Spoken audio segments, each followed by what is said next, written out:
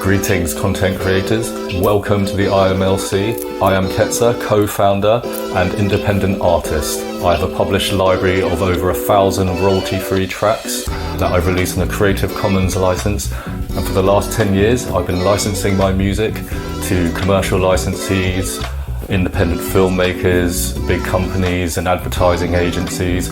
I've completed jobs for companies like Volvo, the United Nations, Vice Media, Greenpeace, Forbes, National Geographic. I did the Times, newspapers, podcast, The Wireless. I made all the music for that. And how have I done this? I'm not signed to any publisher and I've never been signed to a label. So how have I managed to do this all off my own back? I'd love to show you guys how, and I'd love to show you also the advantages of working with independent artists. So not only do I want to show independent artists that they can make an income from their music, I also want to show commercial licensees the advantages of working with independent artists such as myself and what we can offer you that traditional publishers cannot. So I really hope this series of videos is informative to both sides. The first thing that we need to talk about is royalty-free music. Royalty-free music is music that's been released to the public domain, whereby the use of that music does not incur royalty payments.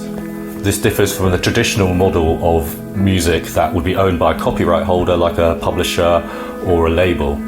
And when people wanted to license that music, they'd have to pay an upfront fee to the publisher or label and then pay royalty fees every time that track was used or the project was played. Now in today's world, there are alternatives to this traditional licensing model. There are companies that offer royalty-free music, so you pay for the right to use a track or tracks, and that project is royalty-free. So the tracks are royalty-free, the project does not incur any royalty payments. So it's a one-time fee. Now this is obviously attractive to organizations and people who just want to pay a simple one fee and have their music cleared. So what are the advantages to an artist of releasing royalty-free music? Well, number one, there's a huge market for it in today's world. You know, content is king, and in a digital world, content is being made all the time. There's more and more podcasts, YouTube channels, marketing videos for startup organizations. It's happening all the time. And not just that, they're not the only people looking for royalty-free music. You know, there's museums, there's public venues, there's libraries. So many people are looking for royalty-free music. When you have control of your music and you don't give it up to a publisher or to a label, you can do anything with it. You can sell it as you like. When you give exclusive control over to a publisher, your music is going to sit in their library. Occasionally, maybe it'll get put in front of some people who might want to use it. And if they do use it, yeah, it'll pay fairly well. You know, it'll pay quite good. But the chances of that happening are quite slim. So when you have your own published library that you control, for example, like myself, I've released over 1,000 tracks, Creative Commons royalty-free. I control the copyright for all of them, so I'm able to sell licenses for every single one of those tracks. I maintain full control, and I also get the full payment. If I talk from my own experience, and I know there's a lot of producers like me, you have a good experience making music, you make a lot of music, have a lot of music on your computer, maybe sitting there and you're not sure what to do with it. If that's the case, then I really recommend releasing royalty-free. Get it out there, control your own career, be your own publishing company. There's so many avenues for you to be able to release your music, to get it in front of hundreds of thousands of people immediately.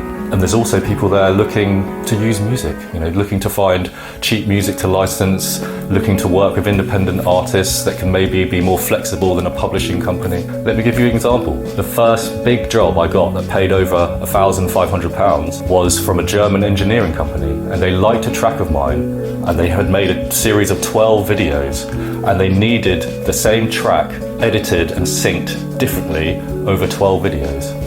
A publishing company would not be able to do this for them, but I could. Being the artist, the copyright holder, I could sync it, I could do all of that. This is one example of how independent artists can be much more flexible than any publisher can. Podcasts like The Times, when they were doing their podcast, they needed music for their whole series. They came to my website, paid for a subscription fee, and they were able to use my tracks. You know, it's a very simple process. Imagine them trying to license the amount of tracks they needed for a whole podcast series from a traditional publisher. You know, it would cost them a ridiculous amount of money. There's a huge advantage to working with independent artists. So I really hope you found some of this useful today. We're going to continue more and more talking about how independent artists can empower themselves, how people who need music for these commercial projects can have a symbiotic relationship with us where we can really help support each other. When you have control over your own art, you can feed it every day, and even when it's not earning, it will still grow, and eventually it will flower and it will fruit and you will start earning from it. We can help you with this process.